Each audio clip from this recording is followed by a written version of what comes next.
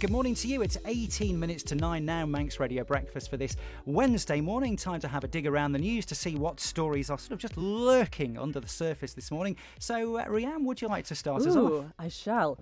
So, inspired by your Disney theme yesterday. Oh, yes. I found out that, the recent live-action remake of Aladdin? Yes. So, the Aladdin star, Mina Massoud, he says that he hasn't had a single audition since that film.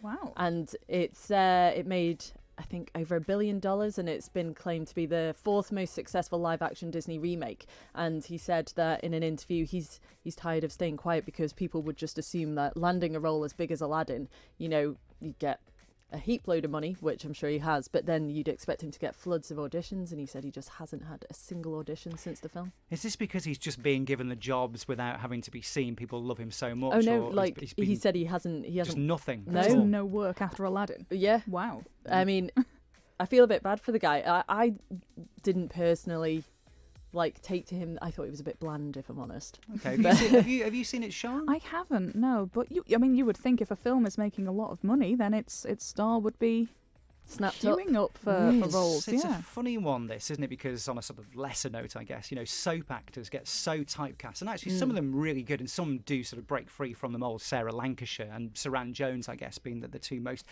successful from the sort of soap world. But often producers just see people in that particular role and just can't see them as anything else. You do hear a lot about this, so presumably this has happened for this guy. Yeah, potentially. I mean, hopefully he gets some work soon. It'd be really sad to see him, working in Tesco or something after starring in Aladdin. On the bacon slicer at Lipton's, you never know. But I suppose he's got enough money in his pocket from the success of this. He's got a fair amount to keep him going. Maybe he needs a genie for some wishes. Ooh, maybe. There you go. That's it. Nice one. What have you got for us, Sean? Well, I've got a story that I was drawn to because it's talking about honey, and I was hungry when I was reading this. But have you ever had Manuka honey when you've got a cold for your throat? It has the sort of antibacterial quality. No, I don't think I have. No. Okay. Well, it is antibacterial. It helps fight infections, and doctors have now found a way to incorporate this in a sort of biofilm sandwich when they do surgery to help stop infections. A biofilm sandwich.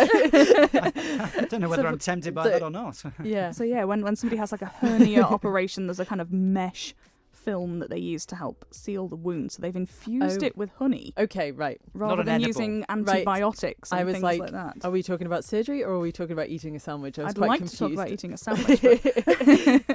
But yeah, so this is being used as an alternative to antibiotics, which of course cause things like superbugs and stuff like that when you use them too often. So this is a natural alternative. Oh, very good. Yeah, I do swear by honey. I have to say, when the old throat gets a bit funny and you can feel the voice going, stick a load of honey in some hot water. I think there's probably been a lot of honey consumed at Manx Radio in the last couple of weeks. There's been a bug doing the rounds. Germ tennis. Yeah, that's it, absolutely. And around the island, particularly in the west as well, with the sort of what's been going on in Peel there. But I think honey's really tasty as well. So it's lovely. I think there's that natural sort of healing power about it, isn't there? It's apparently because it contains hydrogen peroxide, which is an antiseptic.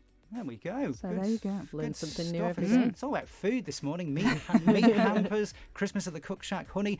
I'll move on to a non-food related item. Spotify. Again, we spoke about Disney and Spotify yesterday, but they've spoken out saying that they've revealed their biggest songs, albums and artists of the last decade, and Drake has emerged as the most streamed artist of the 2010s, because we're almost out of this decade now, can you believe? We're just about 20-ish days away from 2020. Drake, I mean, it's passed me by, the whole thing. What are his main songs? I'm terrible with Dance? music. Was that the one that was number one forever? That's the biggie, because it's been played 1.7 billion times alone, just that song. From Canada, Drake, and he's racked up more than 28 billion streams. That is a lot of streams. That's all right, isn't it? Is that too many? I can't think of what the song goes like. No, Can you sing it for I me? have to admit, as I say, I'm just too old for Drake. I think that's probably what it is. In terms of the most played track, Ed Sheeran. Now we know Ed, don't we? Yes, I'm on definitely safer ground here. Shape of You, 2.4 billion streams, made it the decade's most listened to track, and the biggest song of this year so far. Anyway, Shawn Mendes, Camila Cabello, Señorita. We know that one. I understand that one would get a lot of views. Love Señorita. So, a lot of views on YouTube as well. There's those as well. And let's have a look. That that's worldwide figures. In the UK, Lewis Capaldi has done the best with his album. So, yeah. See, I'm not a huge fan of his music. I find it a bit moany, but he is so funny on social media. Really, really funny. Similar to James Blunt, really. He's another one of those that not really fussed on his music, but he himself quite a character. Comes across very well. There you go. So if you've been streaming Drake, Ed Sheeran, or Lewis Capaldi, you're certainly not alone. And I reckon this guy has done pretty well.